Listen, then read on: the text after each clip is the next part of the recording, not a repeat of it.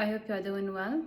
This video is the ultimate one for you in order to learn how to read systematically any scientific text or book, but more importantly, how to be fully prepared before even start reading. I have got this book as an example to show you all of the steps. Very briefly, I know that I have done 3 separate videos on the topic, but I have decided to renew them with some small changes in one ultimate video just for you.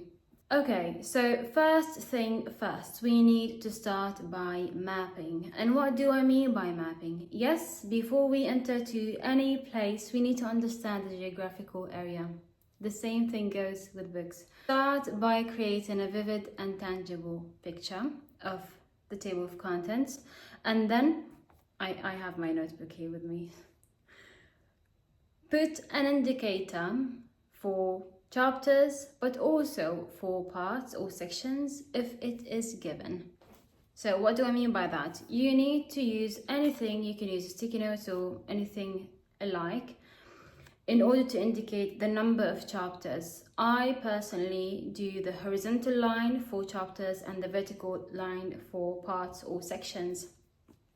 And why is it important using numbers or those indicators? It is not for the sake of the beauty of numbers, not even for the sticky notes. It is basically for the process itself. It is basically because of the process itself, because when you are going through the titles of the book, your brain is trying to map and understand the pattern of the content of that book. And the last part in this mapping section is basically calculating the number of pages for each chapter. Now, I just realized that this book was the wrong example when it comes to this point.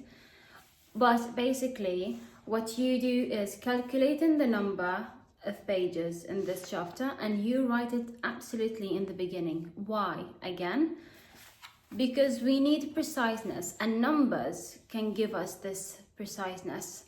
You need to understand how many pages in that chapter it is in order to calculate the amount of time you need in order to finish reading that chapter.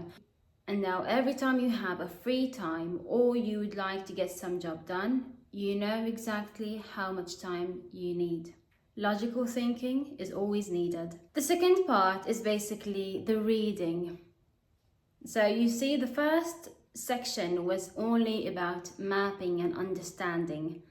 And what do I mean by reading? I don't really mean just skimming the content or just knowing the title of the book. No, I mean reading, understanding, defining new words that you don't really know about since before, or maybe some words you want to discover in depth, because we know terminologies for each subject exist, and if we don't really understand the meaning of this specific terminology in this subject, which basically differs from another one, then it becomes difficult to really comprehend the content of the book. Last but not least is reflecting on what you are reading. And the second subsection in this reading part that I want to highlight, which is very important. Scientific texts are written most of the times, if not 99.9% of the times, in a very well-known pattern. Each paragraph, if I will jump directly into the specific paragraphs, because we all know that we have specific paragraphs that only speaks about the introduction, and then at the end we have a specific paragraph for the summary. I'm not speaking about those. I'm speaking about the small or even sometimes the big chunks in the book. Keep this in mind all the time when you are reading scientific texts. Each paragraph will start with an introduction phrase. Sometimes it can be the first one, or sometimes the second phrase. Everything in between of that paragraph, you'll be having more explanations, examples, and definitions. And the last phrase or sentence of that paragraph will be the summary. And every paragraph will be repeated in the absolutely same way. And now you're not going to get lost, you're not going, hopefully, to get any headache. For sure, if you have reading as a habit. you will be having less headache.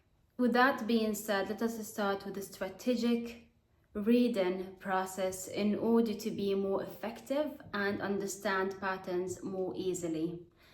Start by reading the introduction. And again, as I've said, understand, define new words, reflect. Introduction, you can go to the last part, which is the summary or the conclusion of the book. You get an image, you understand what this book is about, and then you go back absolutely to the beginning where you read fully the text and the body of the book. So there are no shortcuts here. We are speaking about reading, and yes, reading takes time. And if you are willing to be a real reader, then I am sure that you are willing to also put that time and effort. Anyway, that was everything from me. See you hopefully in the next one, and take care. Tangible. Goodness me. Breathe in and breathe out.